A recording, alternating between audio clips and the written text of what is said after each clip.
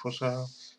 Today I'm going to be showing you a video where Ramaphosa was giving a lot of respect to Desmond Tutu. Okay, please, before I show you the video, subscribe to our channel, give a thumbs up, please share this video, and also leave your comment below and tell us your opinion concerning this video. So I hope to see you soon, and let's watch the video. Thabo Makgoba, in your capacity as Program Director,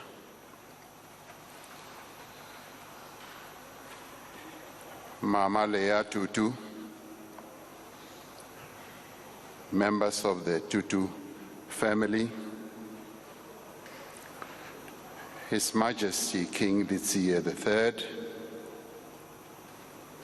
Her Royal Highness Princess Mabel van Oranje, former President Thabo Mbeki and Sis Zanele Mbeki, former President Kgalema Motlanthe and Sisi Gugu Motlanthe, former Deputy President Phumzile Mlambo Ngcuka and my brother Bulelani Ngcuka, former President of Ireland, my dear sister Mary Robinson, Mama Gracia Machel, ministers, Acting Chief Justice Raymond Zondo, Premier of the Western Cape, Alan Winde, Executive Mayor of the City of Cape Town, Mr. Hill Lewis, Reverend Michael Guida, Dean of Cape Town, the leadership of the Anglican Church of Southern Africa, retired Bishop Michael Newtel, leaders of the faith of all denominations that are here present, leaders and representatives of political parties, General Ruzani Mapanya, Chief of the South African National Defence Force, veterans of the liberation organizations, and fellow mourners. Archbishop Makgoba, soon after the passing of our father, I went to visit Mama Leah Tutu and the family. And after that visit, some journalists were standing outside and they asked me, will the Archbishop be given a Category 1 funeral? I said, of course it will be a Category 1 funeral. But then I added, with religious characteristics. And may I say that today, you may well have written another chapter in government orders and processes of what a Category 1 funeral with religious characteristics is. And thank you very much. I've just seen it for myself.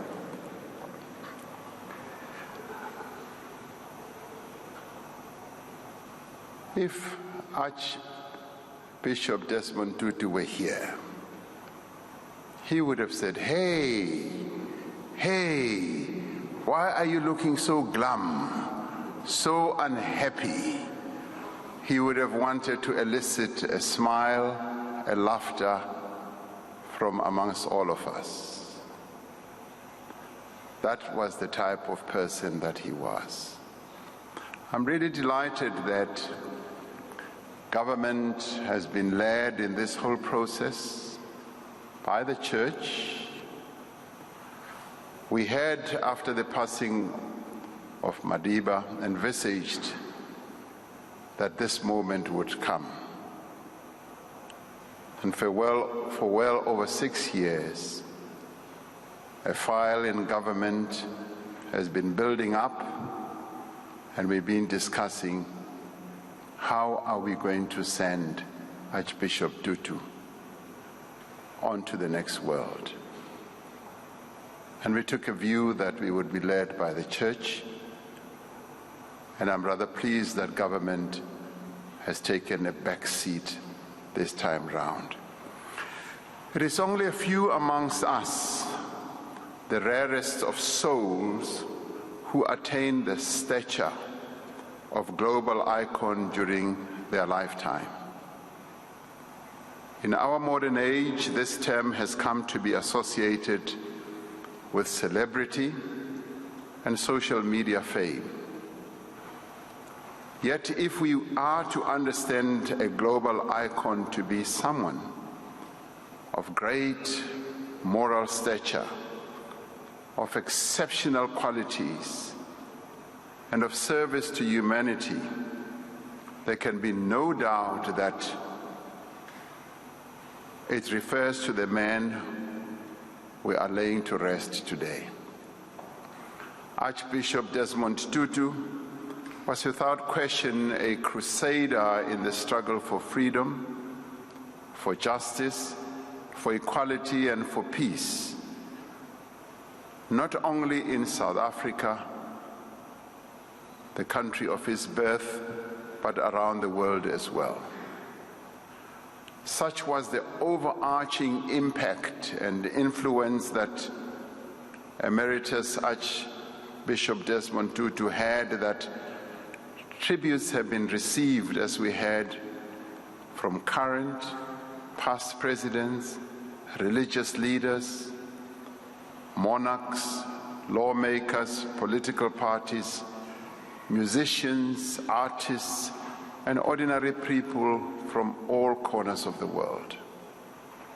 Climate activists, LGBTQI+ groups, solidarity movements, and community organizations are just some of those who have paid homage to a man who gave his life to the cause of freedom.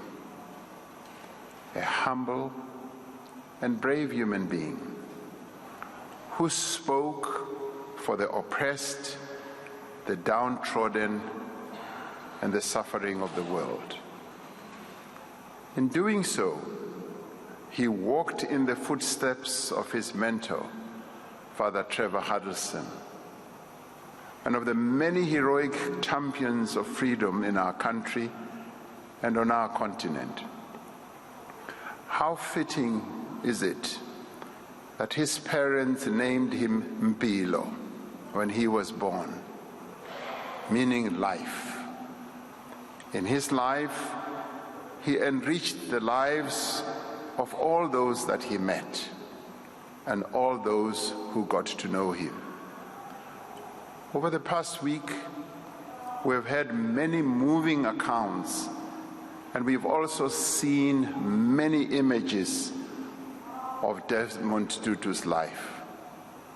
These accounts and images in many ways are a chronicle of a life of activism, statesmanship, ministry, and pastoralism. There is one image taken in 1989 at a protest march here in Cape Town. In the black and white photograph, we see Archbishop Desmond Tutu and the late Professor Jakes Gerwel alongside him, glaring defiantly at a cordon of police who were armed to the teeth, just inches away. Their mission, that is the police, was to stop the march from proceeding.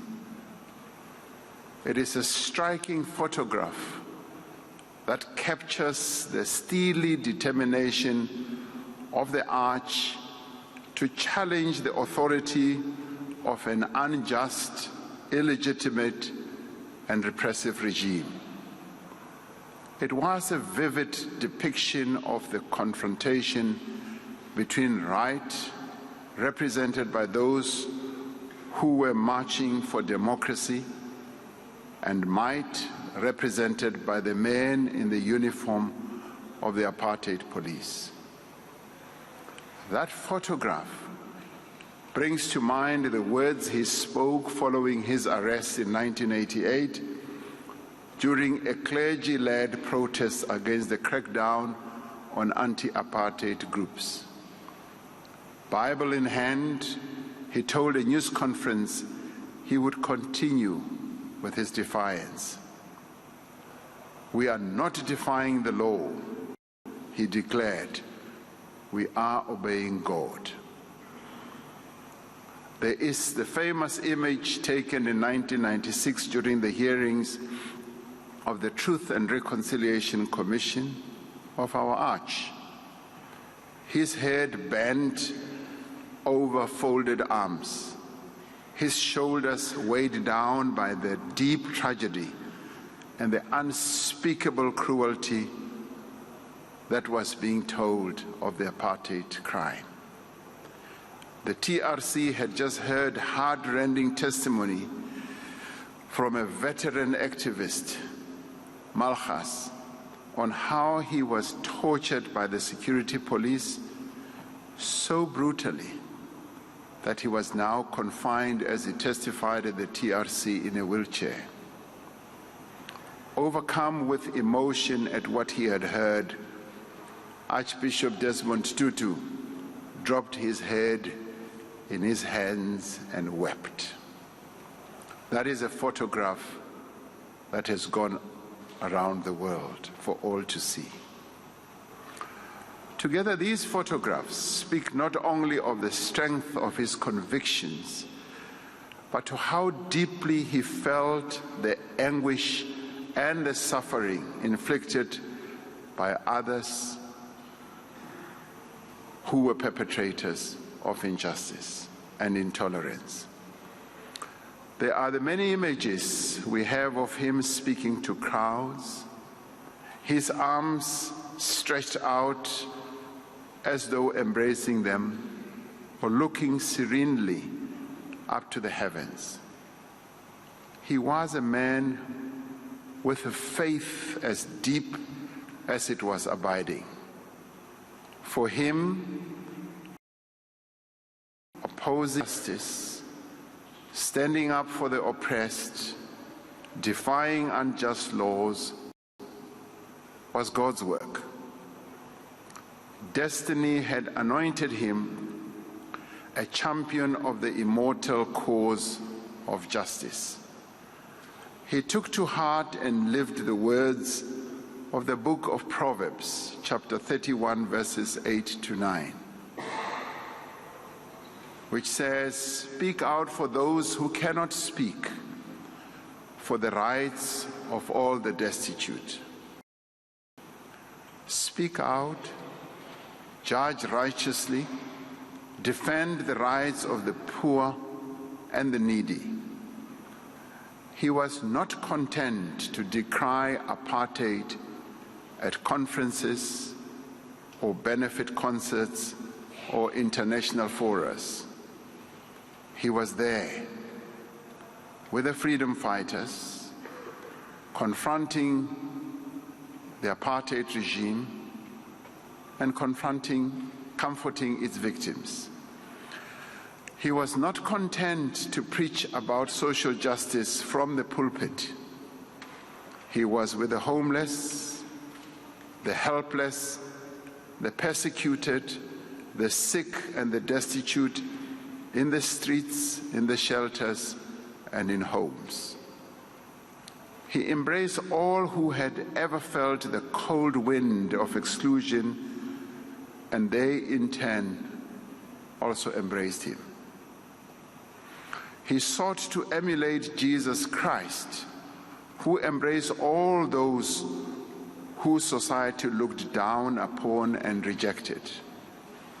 Throughout his life, he became involved in causes both here at home and abroad that went to the very heart of the quest for social justice. Through the Desmond Tutu HIV Foundation, He was involved in the treatment and care of people living with HIV and AIDS, in the provision of health care services to adolescents, and the empowerment of young women. He was an outspoken supporter of the Palestinian cause, and in 2014, he wrote a powerful article calling on the Israelis and Palestinians to find each other and to make peace. In his words, peace requires the people of Israel and Palestine to recognize the human being in themselves and each other, and to understand their interdependence. He advocated for the LGBTQI+ rights and decried all forms of violence and discrimination against this community.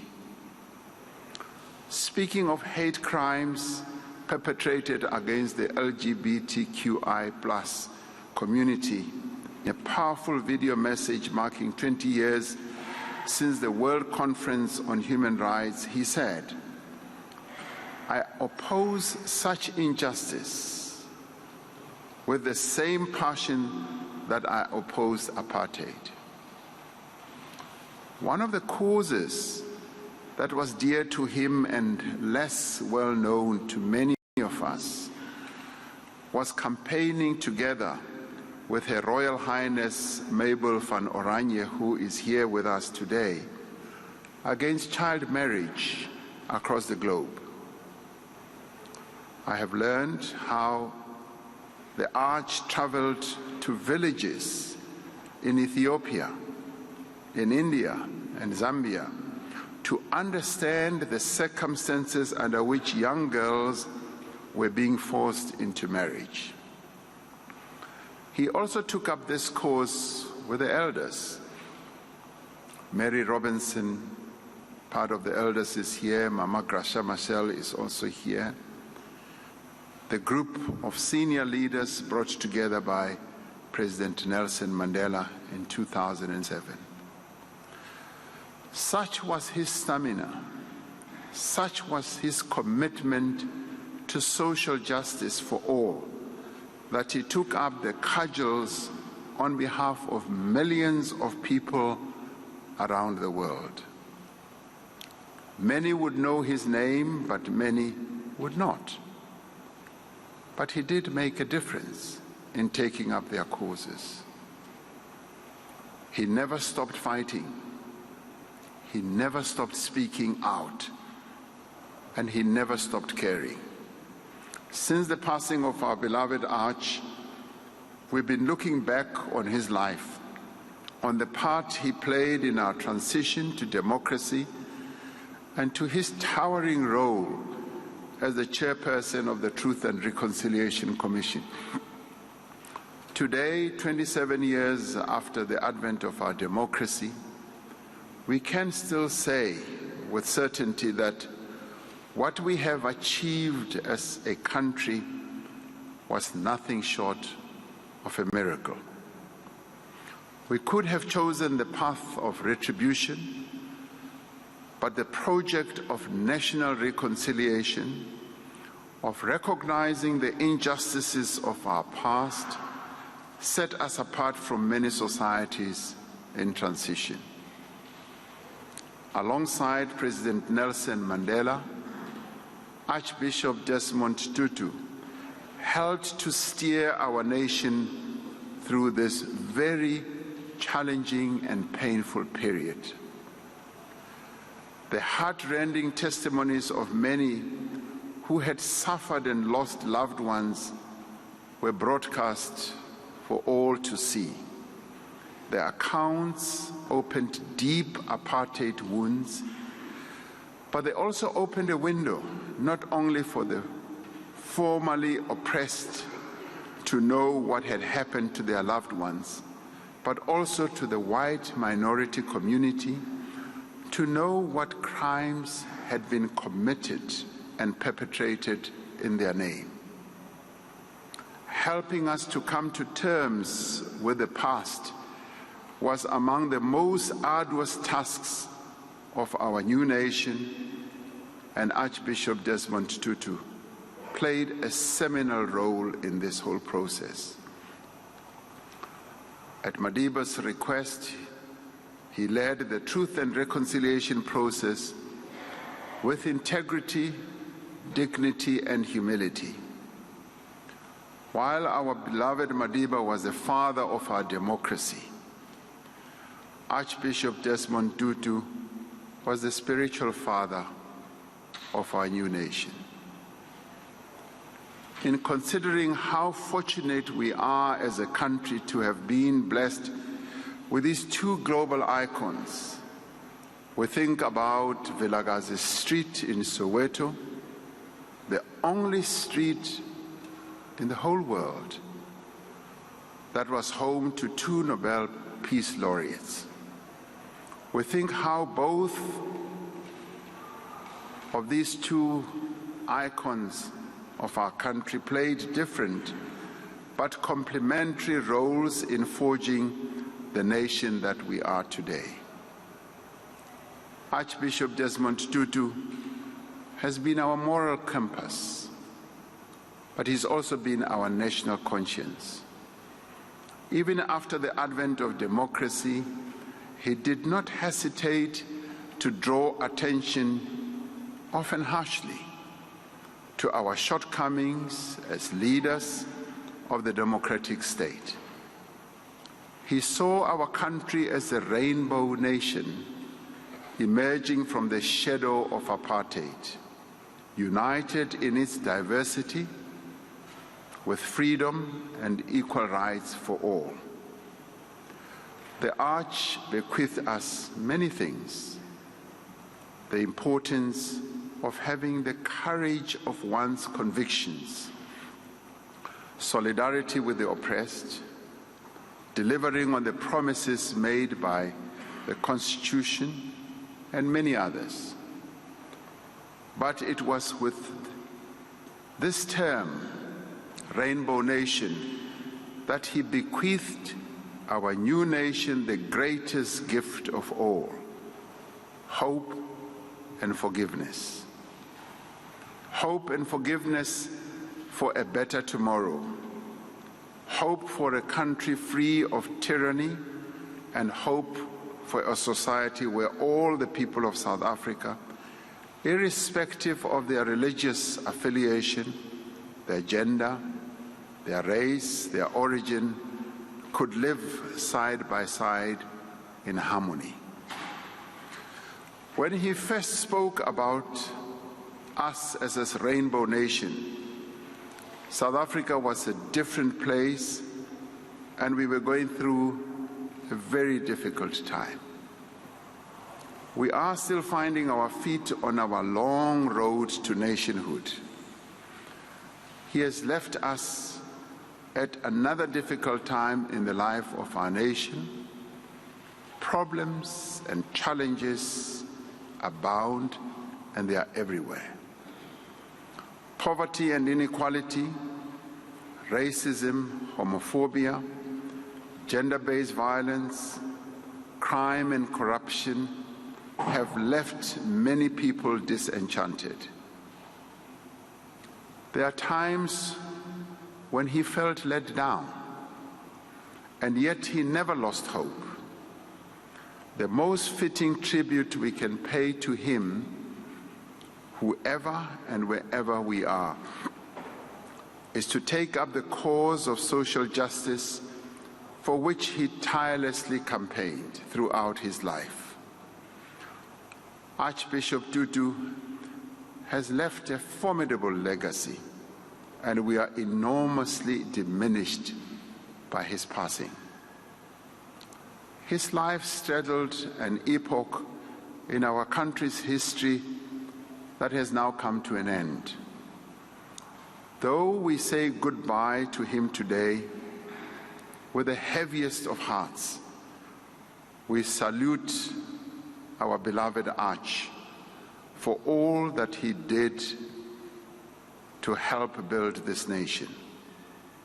We thank him for giving us hope, for reminding us of our responsibility as a people, but more especially also as leaders, and for giving us a reason to believe that we are and that we can be a true rainbow nation that he spoke about.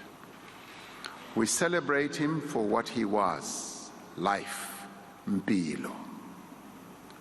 To Mama Leah and the family, our nation shares in your sorrow. On behalf of the government and the people of South Africa, we thank you for sharing your husband, your father, your brother, uncle, and grandfather with us. We know it was not easy, and yet you did so willingly. He belonged to all of us, and it is all of us in him, but today we celebrate his life. I recently came across these words which provide a fitting end to any tribute to Desmond Tutu. Tears are sometimes an inappropriate response to death. When a life has been lived completely honestly, completely successfully, or just completely, the correct response to death's perfect punctuation mark is a smile. His was a life lived honestly and completely. He has left the world a better place. And he has left our country a much better place than we were prior to our democracy. We remember him with a smile, the type of smile that he would have flushed around. And we say, farewell, Father, servant of God. Tsamaya ka kgotso, hamba kahle, ulale ngoxolo.